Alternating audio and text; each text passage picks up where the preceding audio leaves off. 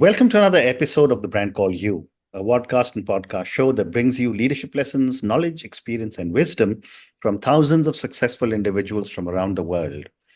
I'm your host, Ashutosh Garg, and today I'm delighted to welcome a very accomplished professional, a digital branding and content guru or an expert from Mumbai, India, Zahara Kanchwalla. Zahara, welcome to the show.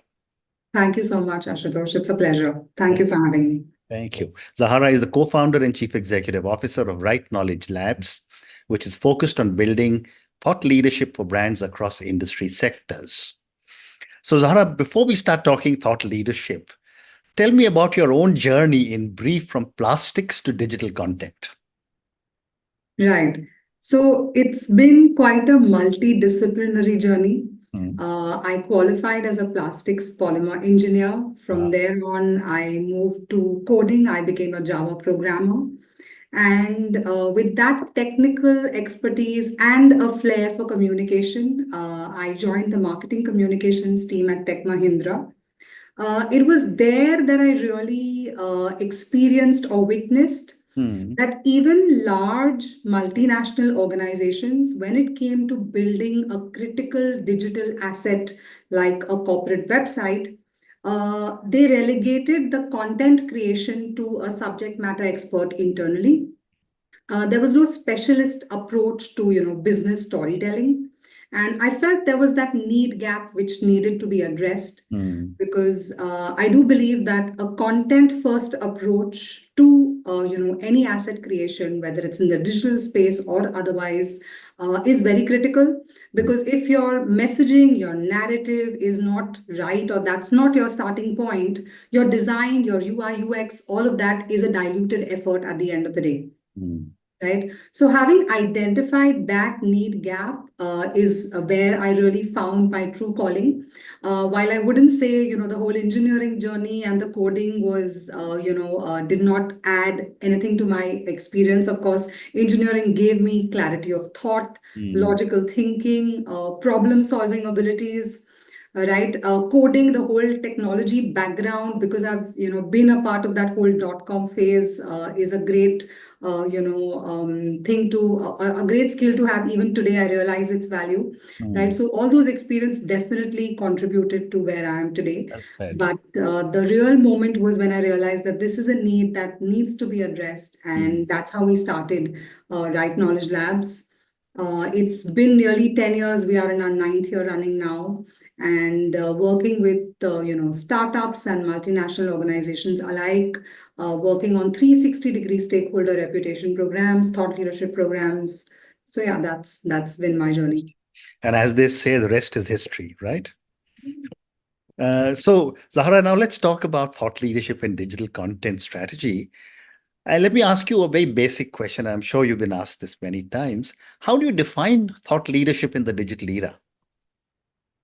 Right. So I think at the very core, or in a very fundamental way, thought leadership is being able to create a positioning of expertise and authority where you as an individual or a brand are seen as the go-to expert in your industry or field.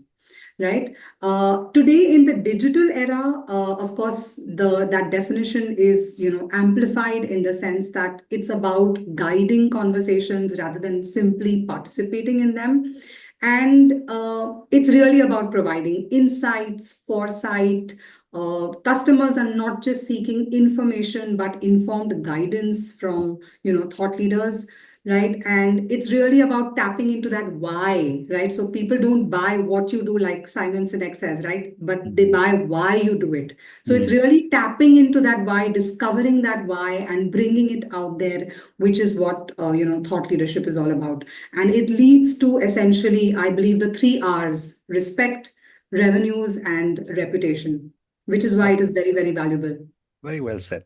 And based on all the work that you've been doing with so many of your clients, what are some of the common mistakes you have seen people make when organizations or individuals design their digital content strategy? Right. So one of the common mistakes we have observed, with individuals and brands alike, is that the approach to to thought leadership is sometimes very sporadic. It's very ad hoc. There is a need for doing something, so you do it. There is no strategic approach to building thought leadership, which is what we, kind of push for. Because if there is no authentic and consistent approach whereby you're ensuring that the brand message, the storytelling narrative, the thought leadership approach is being consistently communicated and reinforced across channels. If you're not going to do that, it's going to look very scattered all over the place or diluted at the end of the day. So I feel that strategic, planned approach in a consistent manner is, I feel, something I see commonly, not being done right. And what are some of the challenges of creating content in highly regulated sectors? Right. So, I mean, if we look at the BFSI space, right, I think the biggest challenge is to balance creativity with compliance. It's essential to create engaging content without crossing those regulatory lines. We work with legal teams, subject matter experts to ensure that our content is meeting the creative and the regulatory requirements. So, in the BFSI sector especially, yes, that is a challenge which we have to tread that fine line to be able to balance. Correct. Well said. And Zahara, how can digital content enhance customer engagement? Right. I think in terms of building customer engagement today, in today's market, it's not just about pushing information. It's about pulling people into a dialogue that matters to them, that is meaningful for them, right?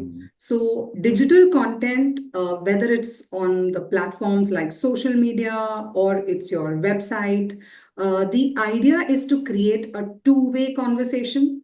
So interactive content, personalized messages, timely responses to your target audience, I think is very, very critical. The approach should be to focus on influence and not popularity, right? Because we don't want numbers for the sake of numbers. That's the approach or advice we typically give clients. We don't want followers for the sake of followers. We want the right followers. We want to reach out to the right target audience. We want engagement with that audience. Right. That influence over popularity is a balance that we need to be able to strike. And without giving names, can you give me an example of someone who you've actually been able to guide through this process? So I can share a few examples for sure. And the reason I share these is because through these examples, there has been one change we have been able to make, which is changing the perception the brand had to what it really is, right? So to discover that authentic, pulse, to discover that untold story and to be able to bring that out. So, for example, one customer would be Orient Paper, a traditional organization, 87-year-old, typical paper manufacturer, now undergoing a complete digital transformation, right? So to completely revamp their digital asset, like their corporate website, to tell that stakeholder story, which weaves in a genuine focus, which is based on, actual initiatives, real data points of sustainability, the things they are doing in agroforestry towards ESG initiatives, to bring out that story and the fact that it has a very modern outlook, new talent being pumped in, a very transformational outlook. To be able to tell that story has led to changing that perception of it being a very, old traditional organization to now a new age, player in the paper industry. Right. Similarly, is what we do for customers like Microsoft, where we do their customer storytelling, but we humanize technology when it comes to, the tech space. Because at the end of the day, technology is not just about creating apps and products and software. You're essentially solving human problems. There is a human interaction angle to it. And to be able to do that, where you're associating a brand not just as a software, a fuddy-duddy software player, but as a human, persona, I think that is where, I measure success. And I think those are some of the successful campaigns. Interesting. Thank you. And Zahara, what role does content play in differentiating brands? in very highly competitive markets? Right. So, in a highly competitive market, it's very important to be able to first identify your differentiator, right? How are you different? How is your value proposition different? Is there something unique? And often it takes us a lot of time to be able to arrive at that right messaging, right? We spend a lot of time with the leadership team of organizations, do workshops, a lot of brainstorming to be able to arrive at that one key differentiator, and then build our content to ensure that that differentiator is being communicated across content, across channels in a very consistent manner, right? Once you're able to get that right, then if you visit that particular client's platform, whether it's a social media handle, or you go to their corporate website, or you read through their annual report, you will see that consistent messaging coming out to you, right? So if that differentiator is being communicated on a platform like a corporate website, you can see that coming out of their annual report. You can see their social channel, their conversation constantly reinforcing that. Then you have been able to bring out that differentiator and create a very unique voice for that brand, which is authentic to that brand. I think it takes its time, and it takes a lot of digging through and a lot of discovery exercises. But once we get it right, then a consistent approach to driving that messages helps for sure. Great response. Thank you. And what is the role of storytelling? This word storytelling has suddenly become very popular in the last 4 or 5 years. I wanted to ask you, what is the role of storytelling to create a compelling narrative for digital content? Yeah, I think stories essentially boil down to emotions, right? When we have been hearing stories from our childhood to, even corporate stories today, there is a little pulse of emotion that it, touches, that it strikes a chord, and you feel that there is an emotional connect that you're able to build, right? Especially in the tech space, which is with a lot of AI today, and things like that. That human connection is what we all essentially crave for, right? So I think that is what storytelling essentially does. If you have been able to discover that authentic story, and you're able to say it or communicate it in a way that resonates or touches an emotional chord, then you've definitely got it right. And that is the kind of brand connect or brand recall you will then be able to build, because then you kind of you associate the brand with, oh, it is, this is what I associate with. And when there's an emotional connect, there's nothing more that you can really aim for. But when it comes to storytelling in the life of an organization, there are so many different kinds of stories. As the as Right Knowledge Labs, how do you determine what is the right story and how will it appeal to your potential customer? Right. So, of course, there are many stories, each vying to get attention. Okay. And what we typically try and do is identify who our primary stakeholder audience is, right? If it's a product company and the intent is to drive sales, right, then the focus is very different, right? But if it's a product company, but the intent is to drive stakeholder reputation, then your audience is very different. You're not being salesy, you're not being, pushy about your products, but you're really going to communicate your purpose out there. And it's the brand reputation that you want to build. So, a narrative around trust, credibility, genuine conversations is what you're essentially aiming for, right? So once you've identified that the purpose of your communication exercise, or what is your digital asset really communicating, and to who is it communicating, once you've identified that, then it's easy to pick out the right story, because you don't want your messaging to be very scattered. At Correct. one end, you're talking to, the customer audience, you're trying to push a sale. At the other end, you're trying to communicate something which is very purpose oriented. At the other end, it's very, reputation oriented. So it's very important to ensure that you have that right balance, and there is, a dedicated section on your website for a particular audience, and then that section focuses on, that audience and the storytelling needs of that audience. Fascinating. When we started our conversation, Zahara, you told me a little bit about how you would define thought leadership. A follow-up question to that is, how can a company or companies leverage thought leadership to build trust and credibility? Right. So I think a 360-degree approach to thought leadership is very critical. You definitely need to be able to walk the talk, and it should be something that reflects across the initiatives you have across your organization. Right? So ensuring that you build a digital asset like a corporate website, which is, reinforcing that messaging. Ensuring that your reporting, whether it's your ESG report, your sustainability report, your annual report, is all talking about the same messaging. Your social media channels reinforce the same messaging. Once you take a 360-degree approach, regardless of which channel your customer or your audience interacts with you, they take away the same message. I think that is very critical for organizations to ensure that they have had a very holistic approach to thought leadership, and it is not it's not a disjointed effort that you're saying something else here but you're saying something else here, or doing something else which is not really true or based on false information. Well said.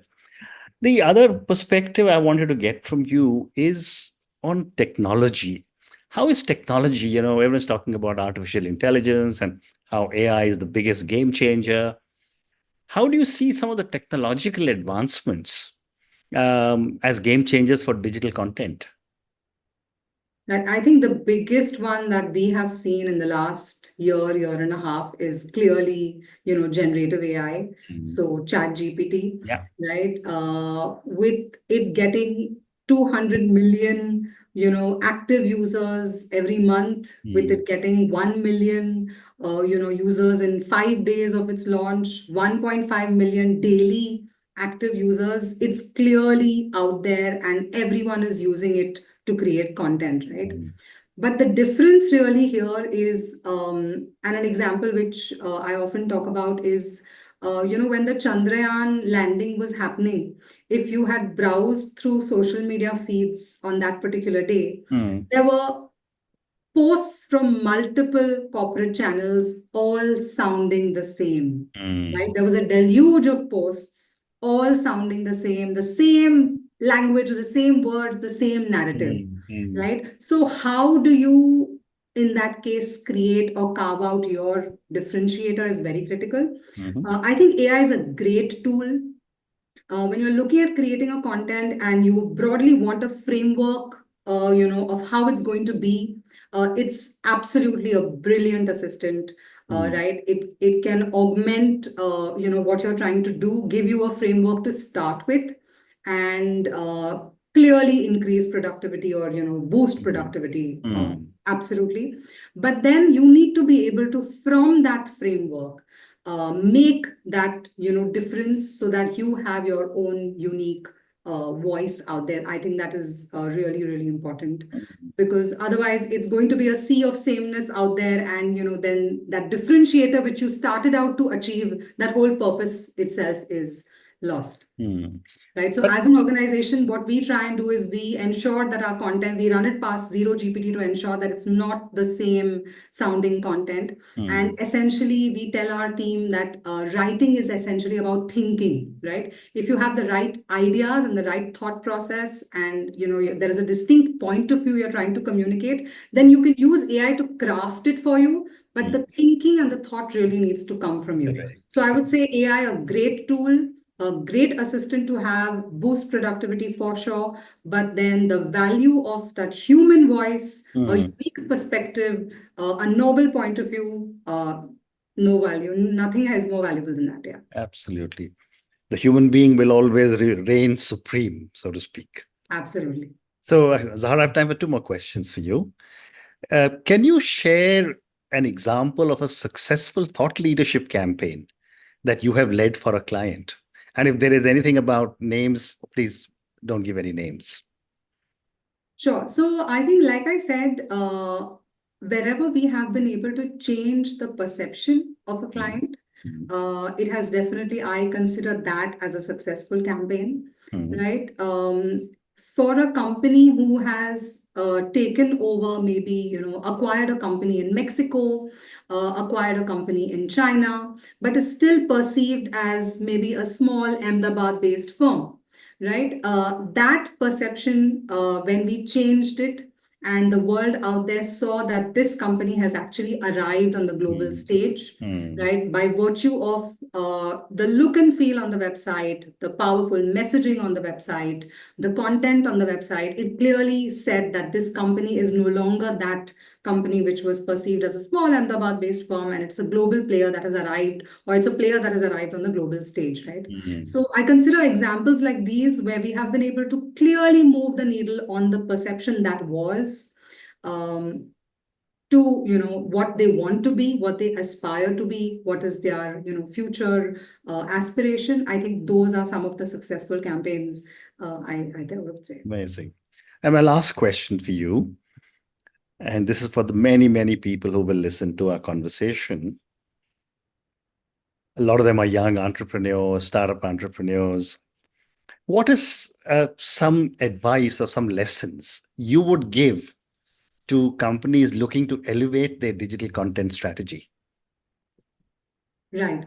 So I would say it boils down to two things: focus on authenticity and consistency. Mm. It's very easy to get caught up in moments, trends, tactics, but Yeah. the most successful digital content strategies are the ones that stay true to the core values of your brand Mm. while delivering consistent value to your audience. So Mm. if you've ensured that the authenticity is in place and you're doing it consistently, it's a long game for sure.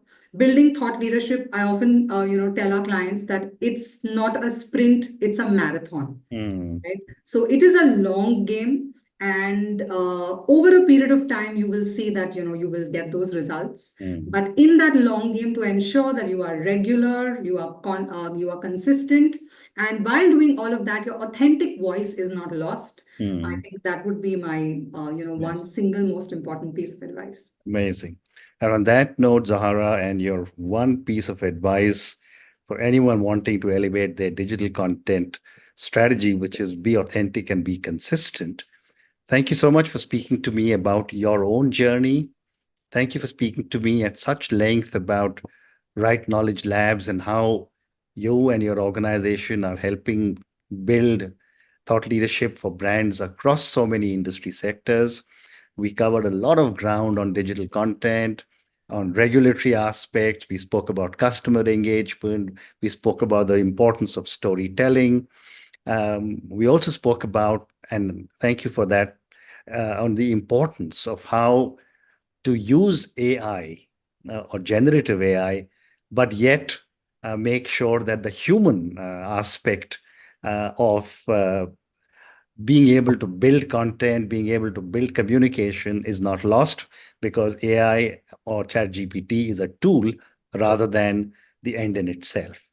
Thank you again for speaking to me, Zahara, and all the Absolutely, very best to you. Ashutosh. It's been a pleasure. Thank you so much. Thank you for listening to the Brand Called You videocast and podcast, a platform that brings you knowledge, experience, and wisdom of hundreds of successful individuals from around the world.